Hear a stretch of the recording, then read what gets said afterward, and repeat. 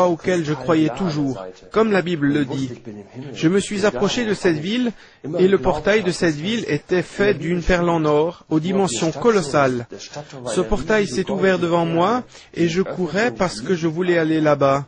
Et j'ai vu Jésus dans l'entrée debout, et je lui ai dit, « Me voilà, je suis là. » Et Jésus m'a souri en secouant la tête, et m'a dit, « Ce n'est pas encore le moment pour toi. Cette fois tu dois encore retourner. » Pour moi, c'était un coup dur, une déception, le pire de ce que j'ai jamais vécu. J'ai remarqué quand je suis rentré à nouveau dans ce corps, comme dans un étau, et j'ai regardé à nouveau à travers mes yeux complètement malade, et la maladie était toujours là.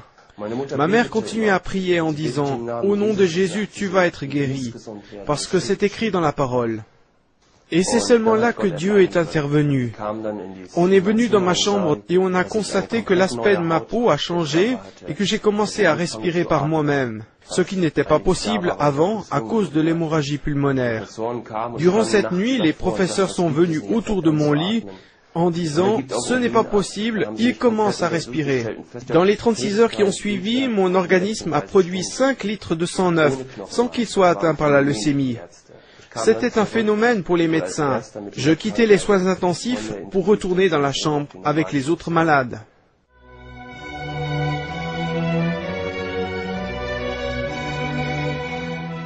En 1968, alors que j'avais 26 ans, j'ai dû être transportée d'urgence à l'hôpital pour une hémorragie. 3 semaines auparavant, j'avais mis au monde ma petite fille et ça s'était mal passé. Pendant l'opération, puisqu'on a dû me faire une hystérectomie d'urgence, c'est-à-dire l'ablation de l'utérus, je me suis trouvée au plafond. Et ce qui était étrange, c'était que je voyais de tous les côtés à la fois. Et je prenais conscience que je vivais au-delà de mon corps. Je me suis regardée sur la table d'opération, j'étais cadavérique. Je ne me suis pas trouvée belle du tout. Et j'ai entendu le chirurgien qui a dit « Elle me pète entre les mains », ce qui m'a été confirmé 1 mois après par une infirmière. Et après, tout simplement, j'ai pensé à mon mari et mon beau-père qui m'attendaient dans la salle d'attente. Et en pensant à eux, instantanément, je me suis trouvée dans cette salle d'attente et je prenais conscience que je traversais les murs. Alors, dans la salle d'attente, j'ai remarqué qu'il n'y avait ni banc ni chaise. Je me suis dit, tiens, pour une salle d'attente, ce n'est pas tout à fait normal. Mon mari, plus tard, m'a confirmé les faits. Et je voyais mon mari et mon beau-père qui faisaient les 100 pas. Et j'avais cette faculté de pouvoir être dans leur cœur, de pouvoir savoir tout ce qu'ils pensaient, mais de savoir aussi ce qu'ils étaient en qualité d'être humain. Je me suis trouvée après dans un abîme de ténèbres, de silence. Mais au loin, j'ai vu une petite pointe d'aiguille de lumière. Et alors, c'était tout l'espoir du monde qui renaissait, parce qu'à partir de ce moment-là, j'étais propulsée à toute vitesse vers cette lumière. Les ténèbres s'éclairaient au fur et à mesure que j'approchais.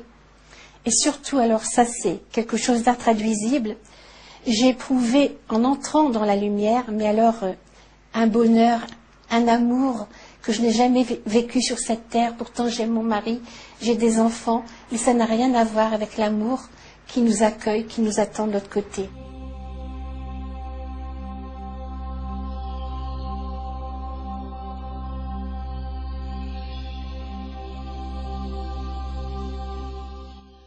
Et là, j'ai compris que j'étais une partie de cette lumière, que j'étais éternelle et que je vivrai toujours. Je pense que j'ai même senti ce que voulait dire le mot « je suis ». J'ai rencontré mon petit frère. Mes parents avaient perdu un petit garçon de 7 mois alors que j'avais 11 ans. Et c'était un adolescent, resplendissant de lumière, qui venait vers moi. Par la suite, j'ai essayé de savoir quel âge il pouvait avoir. Ça correspondait à l'adolescence. Je me suis trouvée dans ses bras. Il était solide et moi aussi. Il m'a dit combien il nous avait toujours aimés, toujours suivis et toujours guidés. J'ai vu le frère de mon mari aussi, que je ne connaissais pas, je ne connaissais que sur photo. Il était décédé à 25 ans à la suite d'une noyade. Mon mari avait 14 ans à l'époque. Et j'ai vu aussi des êtres que je n'ai jamais vus sur la terre et que pourtant je reconnaissais. Je me suis trouvée dans un très très beau jardin. Là, j'ai compris le sacré de la vie, parce que si je voyais un brin d'herbe, je voyais aussi toutes les molécules de vie dedans. Je me suis assise près d'un ruisseau, c'était de la lumière d'eau, et il y avait d'autres fleurs, d'autres couleurs, les sons devenaient couleurs, ça créait une harmonie, c'était magnifique. un être est venu vers moi, il m'a demandé comment as-tu aimé et qu'as-tu fait pour les autres. Et on m'a fait revivre ma vie à l'envers de mes 26 ans à ma naissance. Et je voyais tout ce que j'avais pensé, tous les mobiles de mes actes, toutes mes pensées, tout ce que j'avais ressenti profondément en moi. Et donc, quand j'avais fait quelque chose de bien, ce qui était fantastique, c'était que j'étais dans le cœur de la personne à qui j'avais fait du bien. Et c'est moi qui ressentais le propre bien que j'avais fait. Et quand j'avais été méchante, désagréable, c'est la même chose. On m'a dit que le Christ allait revenir sur la terre, que c'était imminent. Alors, je ne sais pas si c'est une entité telle que le Christ qui reviendra, si c'est sa conscience, je n'en sais rien, mais ce qu'on m'a fait comprendre du Christ, c'était tellement grand que j'en ai pleuré. On me disait qu'il était la plénitude de Dieu dans l'individu et qu'aucune religion n'en avait le monopole, que c'était vraiment la perfection de Dieu dans l'être humain.